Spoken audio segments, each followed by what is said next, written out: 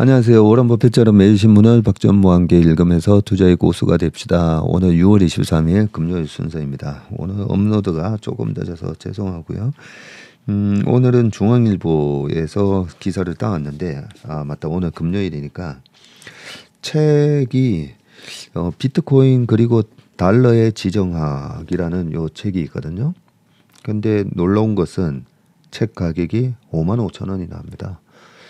그래서 책을 이렇게 보는 순간 비트코인 그리고 달러의 지정학, 미중 패권 전쟁과 변화하는 세계 질서의 규칙. 제가 궁금해하는 거 그리고 이 전 세계가 이 달러 패권에 의해서 지금 많이 이제 좌지우지되고 있기 때문에 그런 데 대한 관심이 많고 과연 비트코인은 이 달러의 패권에 도전을 하는 가상화폐인 건지 아니면 이 달러의 패권을 쥐고 있는 이 세계의 이 빅브라더가 있다면 우리가 로스차일드 가문들 이런 얘기 하지 않습니까? 그죠? 거기서 만들어내고 걔네들이 이제 컨트롤하는 그런 가상화폐인 건지 솔직히 저 잘 모르겠거든요. 그런 차원에서 보면 2차 세계대전, 브레튼 우즈 시스템, 미중 갈등 등 미래를 지배할 돈을 이해하는 필수 지정학이라고 돼 있어서 제가 정말 알고 싶은 내용들이 담겨져 있는 것 같고요. 비트코인은 단순한 현상이 아니다. 사실은 심각한 현상이다. 우리가 달러 체제라고 부르는 질서는 2차 세계대전의 결과로 탄생했다. 전쟁이라는 용광로를 거쳐서 근본적인 질서가 만들어진 것이고 그런데 비트코인이 달러 체제를 위협하고 있다. 그죠? 얼굴 없는 천재 개발자가 만든 비트코인이 전쟁이라는 거대한 문턱을 넘어 완성된 달러 체제를 순식간에 위태롭게 만든 것이다. 쉽게 납득되지 않는다. 그러나 기본적인 질서가 변하고 있는 것이라면 이 책은 이러한 의구심에서 시작되었고 딱 제가 궁금해하는 부분이네요. 달러 체제를 유지하기 위해 미국은 제국주의 세계 질서와 탈제국주의 무질서 사이에서 시계추처럼 방황하며 분투해 왔는데 세계 각지에서 영유권 분쟁, 패권 다툼, 경제전쟁 등이 끊임없이 발생하고 있고 달러 체제의 강건성은 신뢰를 잃어가고 있다. 경제와 정치가 복잡하게 얽힌 이 세계 현상을 하나로 묶어 설명하는 것이 바로 지정학이다. 오늘날 지정학적 격변은 비트코인의 보편성이 지닌 잠재력에 얼마나 압도적일 수 있는지를 일깨워준다라고 되어 있고요. 누가 쓰셨나 봤더니 오태버스 주식회사의 대표이자 건국대학교 정보통신대학원 블록체인학과 겸임교수시네요. 네, 책을 많이 쓰셨네 보니까. 저서로는 여백의 질서 1993년에 쓰셨고요. 마중물 논설, 인문학적 상상력, 경제학적 상상력 등등. 네.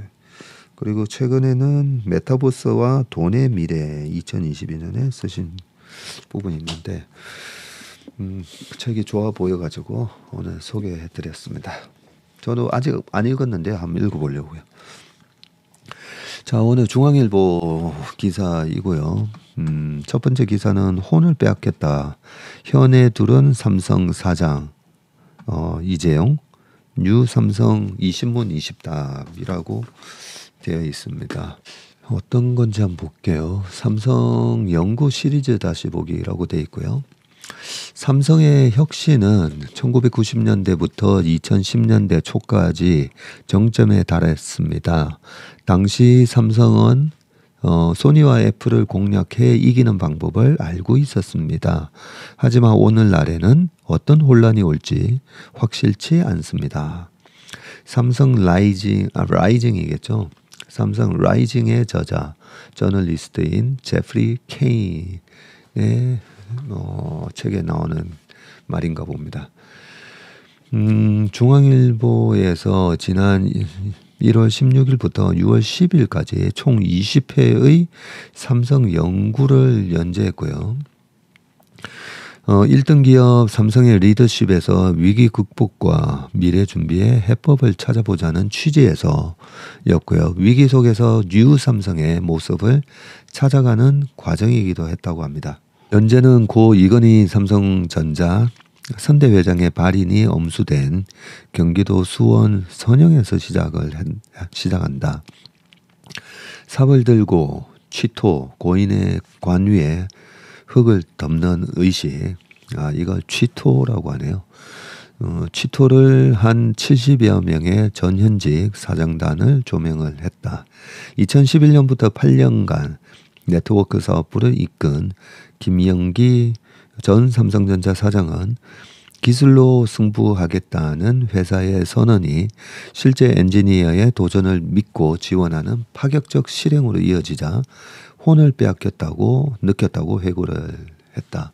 삼성연구는 인재관리 측면에서 삼성을 들여다봤고요.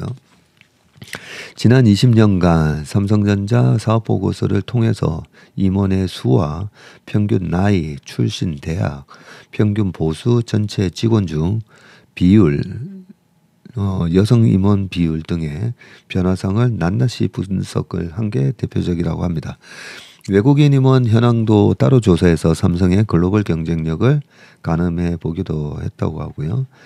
2011년에 이건희 선대회장과 여성 임원들 간 오찬 간담회에 참석을 했었던 최인하 책방 대표님, 그리고 이재경 NH투자증권 전무, 조은정 전 삼성전자 상무를 인터뷰해서 삼성의 여성 인재 육성법도 살펴봤다고 합니다.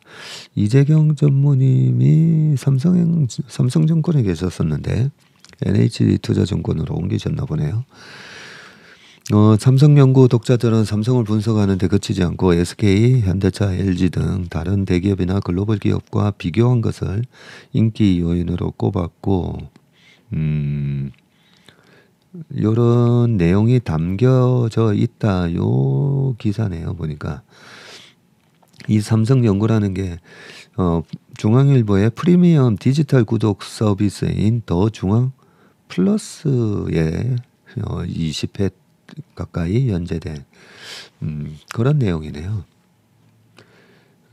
쭉 읽어보는데요. 밑에 73세에 28세 스티브 잡스를 만난 뒤에 IBM과 맞설 수 있는 인물이라고 평한 이병철 창업회장, 그리고 수백 년간은 히노키 편백을 예로 들며 신수종 발굴을 주문한 이건희 선대회장을 넘어 이재용 회장 시대와 포스트 이재용을 위한 미래 전략도 제시했었다고 합니다.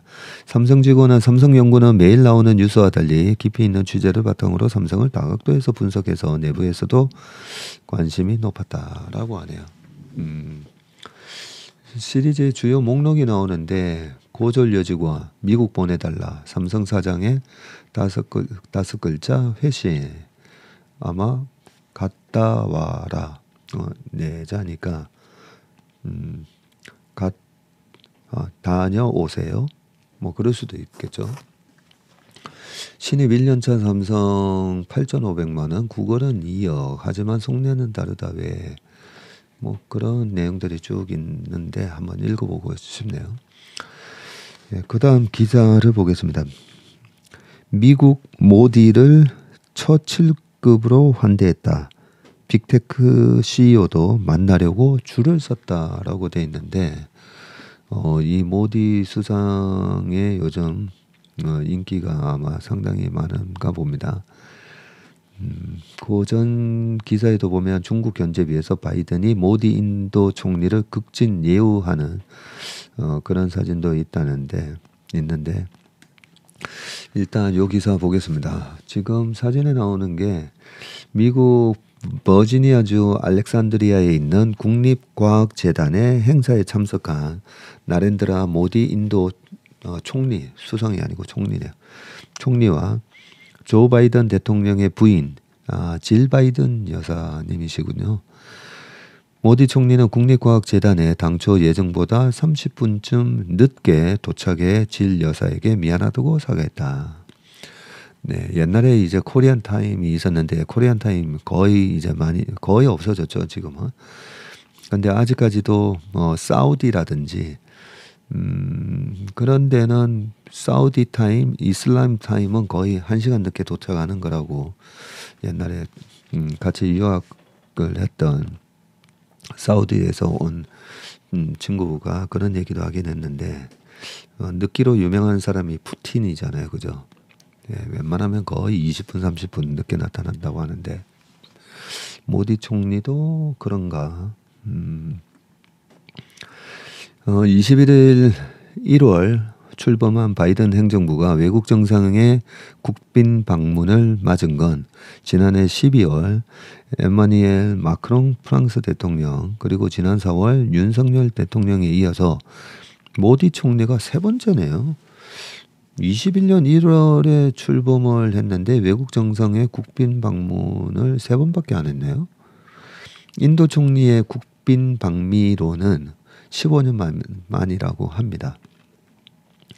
모디 총리에 대한 미국의 환대는 유독 특급 수준이라는 외신의 평가가 나오는데 이 BBC는 미국의 환영 분위기를 두고 워싱턴이 인도 총리를 위해 레드카펫을 펼치고 있다고 그렇게 전했습니다.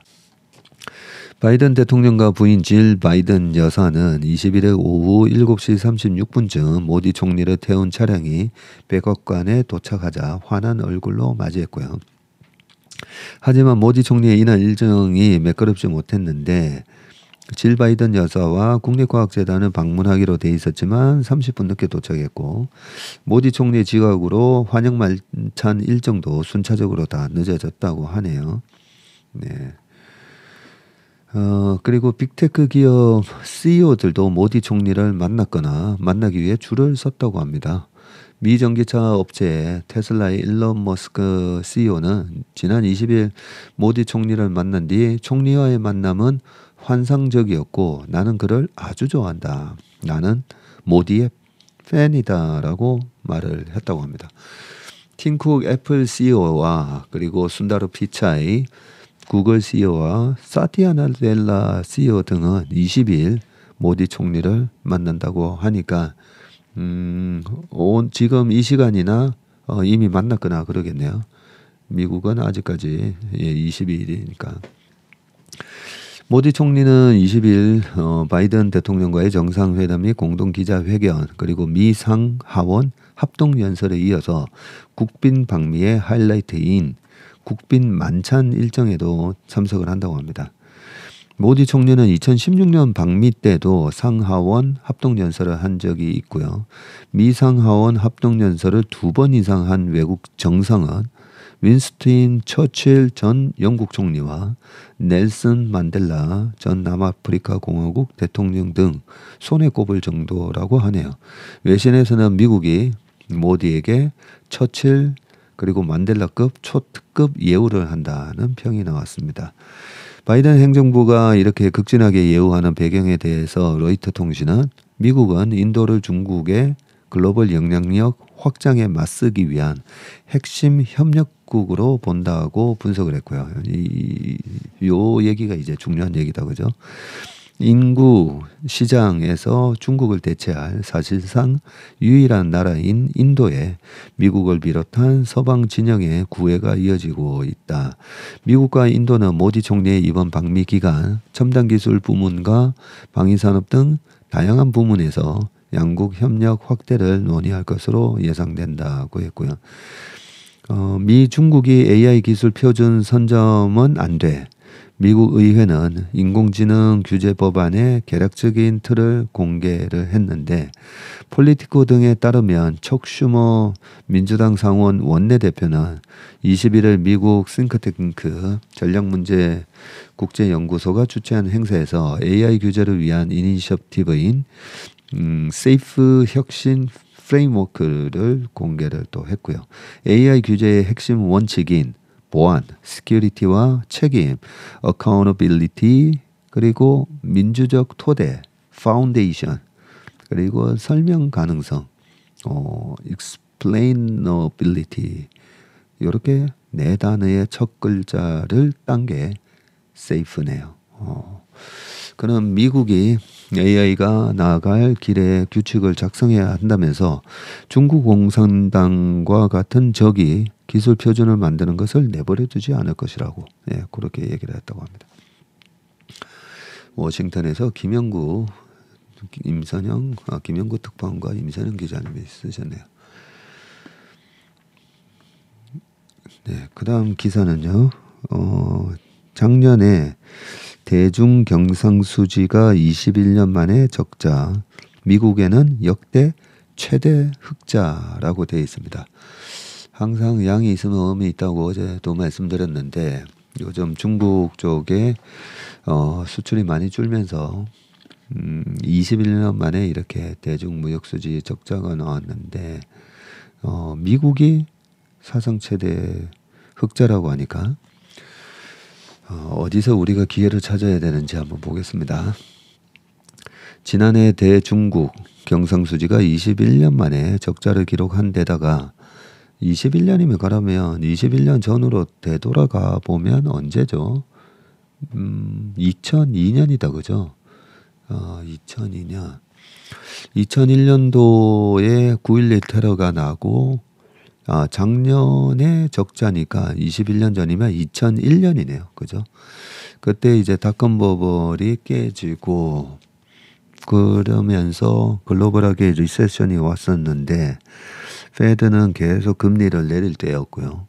그리고 21년 9월 달에 9.11 테러가 터졌었죠. 그것 때문에 경제가 거의 한 2주 정도 얼어붙었었다가 주가는 이제 460을 찍고 그러고 나서 6개월 내내 랠리가 오긴 했었는데 그때 경상수지 적자가 났었나 봅니다. 네. 미국을 상대로는 승용차 수출이 늘면서 역대 최대 흑자를 내고 있고요. 미국과의 거래에서 선방을 해서 중국발 충격을 줄였지만 전체 경상수지 흑자 규모는 전년의 3분의 1 수준으로 급감을 했고요. 반도체 등 글로벌 정보기술 경기 부진의 여파가 컸다라고 되어 있습니다. 근데 생각해보니까 2001년, 2년도에 닷컴 버블이 깨지면서 미국 시장이 가파르게 이제 떨어질 때 나스닥이 5,100에서 그 9.11 테러 터졌을 때 한 1,400 근처까지 2002년 한 10월 달에는 다시 한 1,100까지 빠지는데요. 그때도 우리나라 주식은 외국인이 샀었어요. 네, 닷컴 버블이 깨지면서 그렇게 주식시장이 안 좋았는데 우리나라 주식을 2001년, 2년, 3년 계속 샀었는데 왜 참 그런 거 보면 주식시장에 있어서 외국인 매매 동향은 우리가 정말 유심히 잘 봐야 되는 게 이 어마어마한 돈들이 그냥 즉흥적으로 이래 주식을 사는 게 아니잖아요. 그러고 나서 2007년까지 그 원달러 환율이 900원까지 떨어졌었잖아요. 그때 당시에 중국이 이제 WTA에 가입을 했고 그러면서 그때 그 저번에 이제 브릭스라는 단어 그죠? 짐 오닐이었나요? 단어도 그때 경 만들어졌다고 했었는데 그런 큰 글로벌 이코노믹 프레임이 이렇게 옮겨갈 때 외국인들은 미리 그 닷컴 버블이 깨지는 그 와중에도 샀었다는 거죠. 네. 그런 차원에서 이 기사도 한번 꼼꼼하게 한번 읽어보겠습니다. 한국은행이 발표한 2022년 지역별 국제수지 통계에 따르면 지난해 대중경상수지는 77억 8천만 달러 적자, 2001년도에 7억 6천만 달러 적자가 났었네요. 그때 이후 21년 만에 적자를 기록했다고 합니다. 2001년이면 그 강남의 집값이 평당 1,000에서 1,200 요럴 때였거든요.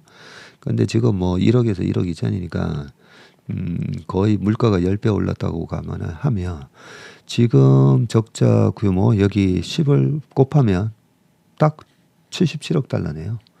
네. 그러면 그때도 지금만큼 정도, 그때는 뭐 크게 적자 규모가 크지 않았네라고 볼 게 아니라, 그죠? 거의 지금하고 비슷한 수준이다라고 볼 수도 있는 것 같습니다. 적자 폭도 1998년 관련 통계 작성 이후 가장 큰데 중국에 대한 기계, 정밀기기, 석유 제품 등 수출은 줄고 원자재 등 수입은 늘면서 상품 수지가 100억 6천만 달러 적자를 낸 영향이다.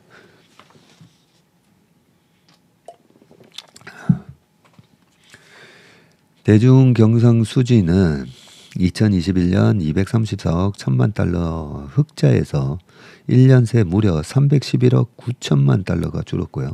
한국은 그동안 중국의 부품 소재 등 중간재 수출이 많았는데 중국의 내수 회복 속도가 더딘 데다가 중국의 중간재에 대한 자립도가 높아지면서 당분간 중국을 상대로 경상수지 흑자를 내기는 어려워질 것이라는 분석이 나온다.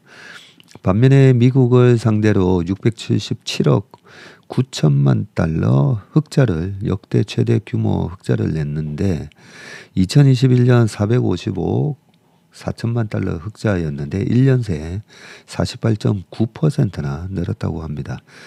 승용차를 중심으로 상품 수지 흑자 563억 8천만 달러 규모가 역대 가장 컸던 영향이고요. 김화영 하는 국제수지 팀장은 국내 기업의 미국 법인 설립 등 직접 투자가 증가하면서 미국에서 벌어 국내로 들여오는 투자 소득 수지도 크게 늘었다고 설명을 했습니다. 네. 미국에 대한 흑자 규모가 어마어마하다, 그죠? 네. 677억 9천만 달러니까 우리나라 돈으로는 한 80조 정도 미국에서 흑자를 냈고 중국에서는 한 딱 10조 정도, 9조 정도 적자를 냈고 일본에서도 177억 달러 적자니까 일본에서의 적자가 여전히 뭐 일본은 하고는 항상 만성 적자지 않습니까? 20조 정도 적자를 냈고 EU에 있어서는 흑자 냈네요. 한 9조 정도 작년에. 그리고 이 동남아가 장난 아닙니다. 동남아가 2021년도에도 1,000억 흑자였는데 작년에도 802억 달러 흑자니까 한 100조 정도 무역수지 흑자를 동남아에서 내고 있습니다. 저 지난번에 한 말씀드렸죠. 베트남 공장이라든지 동남아 쪽으로 이제 가서 휴대폰을 삼성전자의 뭐 베트남 하노이라든지 호치민 근처 그런 공장으로 가서 수출을 하다 보니까 아무래도 이제 동남아 쪽에 중간재 수출이 계속 늘어나고 있고요. 중동은 880억 5천만 달러 적자인데 21년도에 479억 적자였다가 거의 더블로 늘었는데 유가 때문이죠. 그래서 제가 기름이 한 100달러 정도 하면 우리가 기름 수입하는 게 한 100조 정도라고 보시면 된다. 제가 그런 얘기를 하거든요. 그리고 유가가 60달러까지 떨어졌다. 그러면 60조 수입하는 거예요. 그러니까 40조만큼 경상수지 흑자가 나고 그만큼이 국내에 유동성을 공급하는 효과가 있다는 거죠. 그래서 페드의 금리가 제일 중요하긴 하지만 실제로 한국은행에서 금리를 어느 정도 올렸다 내렸다 보다도 이 유가에 의해서 무역수지 흑자와 적자의 규모에 의한 국내에 유입되는 달러의 양이 엄청나게 영향이 크다 보니까 실제로 경상수지를 보면서 우리가 유동성 랠리가 올 수도 있다. 뭐 이런 얘기를 제가 가끔씩 해드립니다.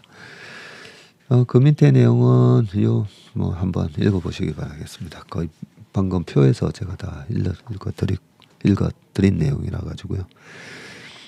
네, 그 다음은 안태환의 의학 오디세이 낭만 닥터는 가능할까?